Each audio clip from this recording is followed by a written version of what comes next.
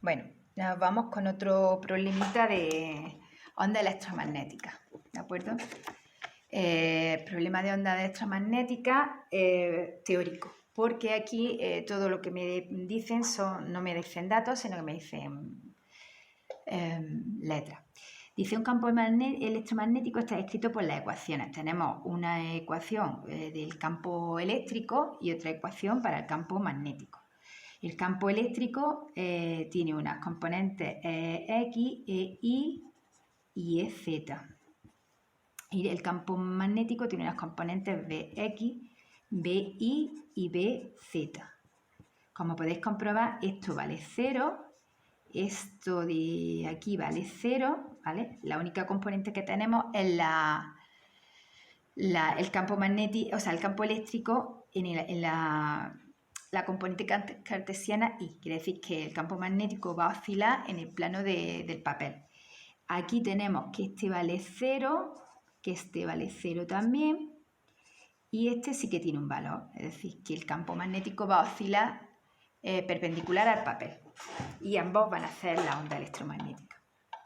Bueno, me dice que las componentes del campo magnético, me dice que tengo como datos, ¿vale? De datos, me dice que tengo la frecuencia, que tengo la velocidad de la luz y que tengo el valor de E sub 0 y B sub 0, que son constantes. Y ahora, la primera pregunta que me hacen es que yo compruebe que esto es una función estas ecuaciones del campo son funciones de onda. Bueno, acordaros que una función de onda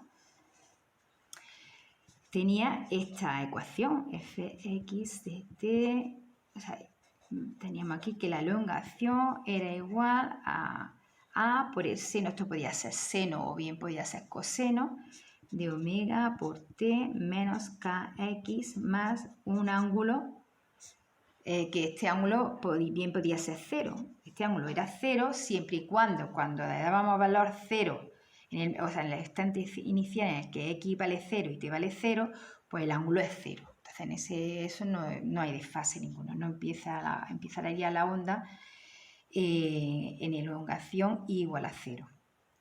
Bueno, vamos a ver. Aquí tenemos que tener claro una cosa. Me pongan como me pongan la ecuación, siempre hay un término que acompaña a la t, al tiempo, que es velocidad angular, siempre hay un término que acompaña a la x, que es k, y ya está. Y entonces, y un término que es la elongación máxima, que es el primero que aparece antes del seno, ¿vale? Esta sería la elongación, la amplitud máxima. Bueno, pues entonces vamos a comprobar si estas ecuaciones son como esta otra, ¿de acuerdo? Bueno, a mí me gusta siempre hacer las similitudes estas, ¿vale? Nosotros sabemos que la distancia de aquí a aquí, el espacio que hay de ahí a ahí, se llama longitud de onda, ¿vale? También podemos decir que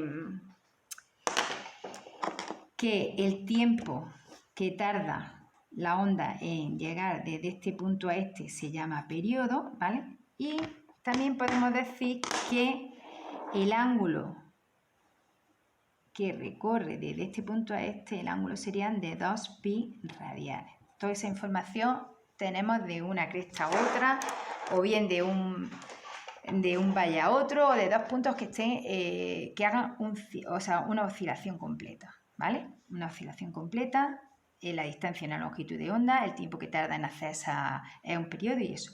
Bueno, esto me ayuda a la hora de yo relacionar términos aquí, ¿vale? Entonces yo pongo E sub 0,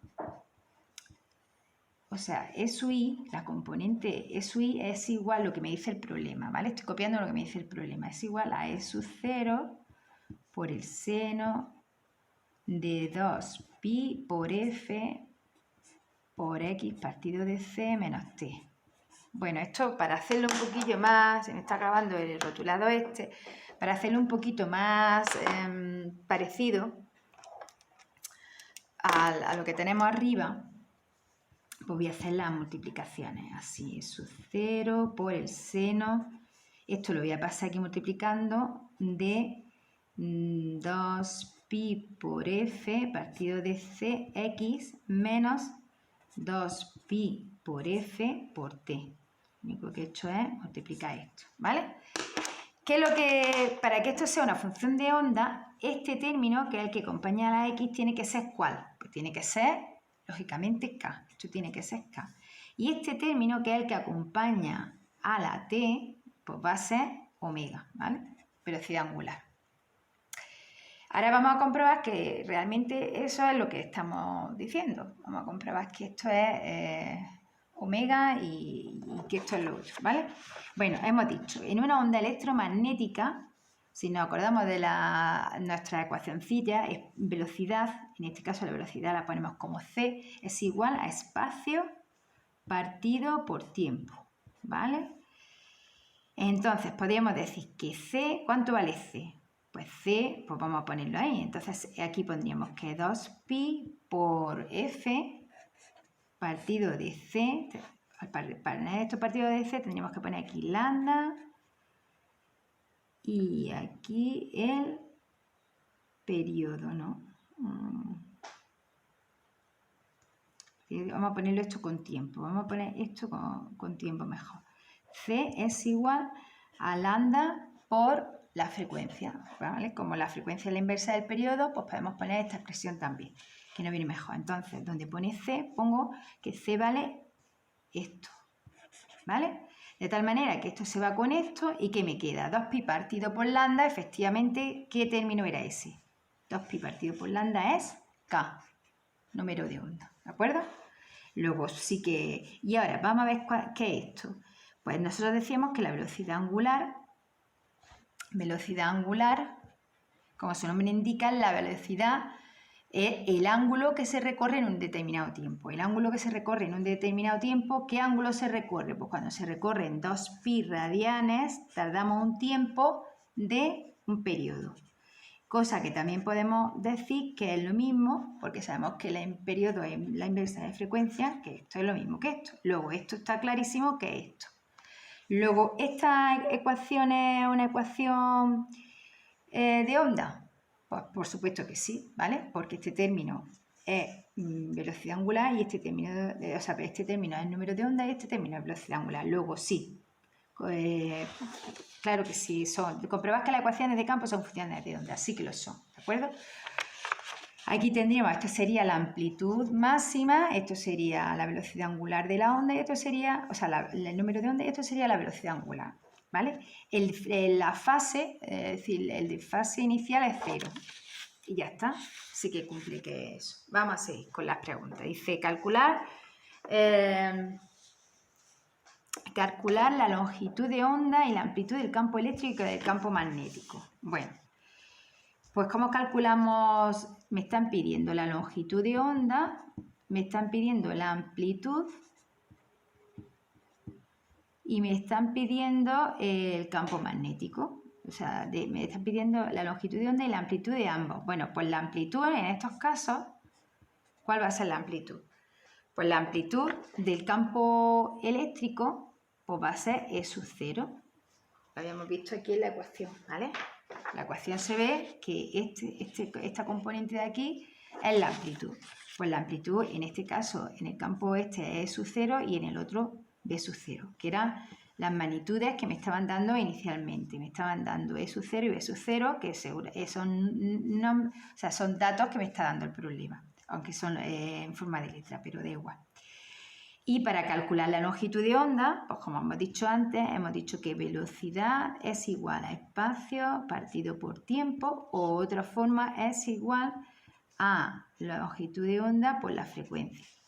Como en el problema me están dando la frecuencia, tengo este dato, tengo la velocidad de la luz, pues con esta formulita calculo la longitud de onda, que es lo que me están pidiendo, que sería igual a c partido por f.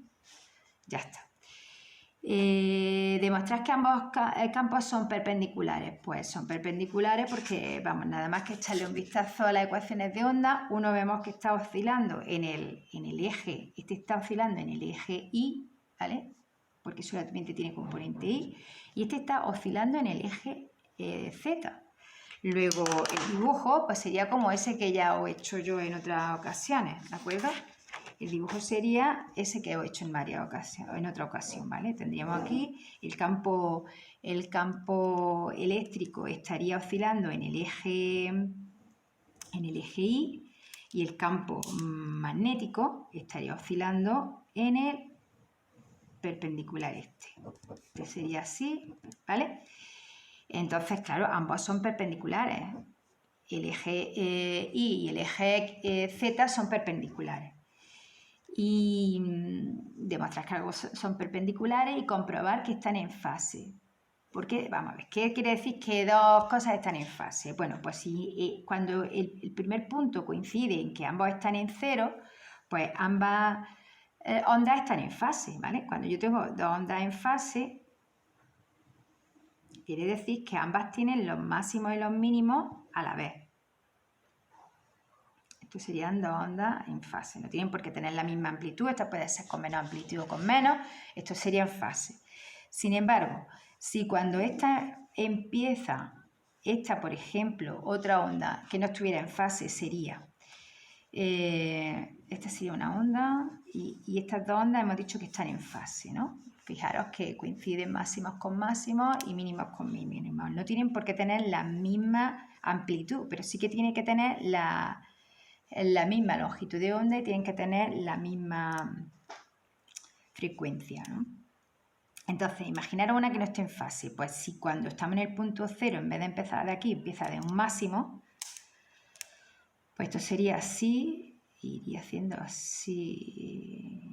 Pues esto es que es difícil de ir haciendo algo así, ¿no? Entonces esto está desfasado. ¿En cuánto está desfasado? Pues si nosotros dividimos una longitud de onda, o sea, una longitud de onda que va desde un punto aquí hasta otro punto aquí. Bueno, vamos a medir desde aquí. Una longitud de onda sería un recorrido completo hasta aquí, ¿vale? Esto sería una longitud de onda también, lo mismo. Esto es una longitud de onda. Si esto lo dividimos como en 4 partes, cuando está en el máximo, cuando está en el mínimo y cuando vuelve a estar. Pues cuando está en el máximo, o sea, cuando está este en cero, en el punto de equilibrio, este está en el máximo. Y cuando, es decir, aquí hay un desfase de cuánto. Hay un desfase, fijaros, que esta onda va por este punto, va por el máximo, empieza por el máximo. Es decir, que hay un desfase de este trocito de aquí. ¿Cuánto medía en ángulo la distancia de aquí de una longitud de onda? Perdón, de esto. Este trozo entero, esto sería una longitud de onda, ¿no? ¿Cuánto valía en radianes?